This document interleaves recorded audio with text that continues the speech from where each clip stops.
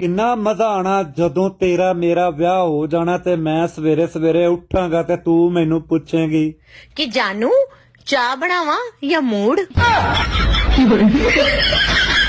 ਹਾਏ ਹਾਏ ਧਿਆਨ ਨਾਲ ਨਾ ਟੁਰਿਆ ਜਾਂਦਾ ਤੁਹਾਡੇ ਕੋਲੋਂ। ਕਿੰਨੀ ਵਾਰੀ ਆਖਿਆ ਹੱਥੋਂ ਪੈਸੇ ਦਿੰਦੇ ਰਿਹਾ ਕਰੋ, ਅੱਜ ਫੇਰ ਸੱਟ ਮਰਾ ਕੇ ਆ ਗਏ ਹੋ।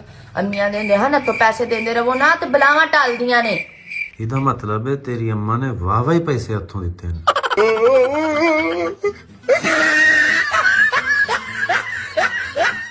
ਜਾਨ ਜੀ हाँ जी ਮੈਨੂੰ ਏਸੀ ਲਵਾ ਕੇ ਦਿਵੋ। तो बिल मेरे प्यो ने देना है। बिजली बड़ी महंगी हो गई है। ਨਹੀਂ ਮੈਨੂੰ ਗਰਮੀ ਲੱਗਦੀ ਬਹੁਤ। गर्मी लगेगी तो पखे के बह जी। ਮੈਨੂੰ ਗਰਮੀ ਬਹੁਤ ਜ਼ਿਆਦਾ ਲੱਗਦੀ ਏ। जे बहुत ज्यादा लगेगी तो पखा चला ली। ਉਹ ਮੈਂ ਅਦਾਲਤ ਵਿੱਚ ਆ ਜੋ। ਵਕੀਲ ਸਾਹਿਬ ਮੈਂ ਬੀਵੀ ਨੂੰ ਤਲਾਕ ਦੇਣਾ ਚਾਹਨਾ, ਕਿੰਨੇ ਪੈਸੇ ਲਓਗੇ? 10,000 ਰੁਪਈਆ।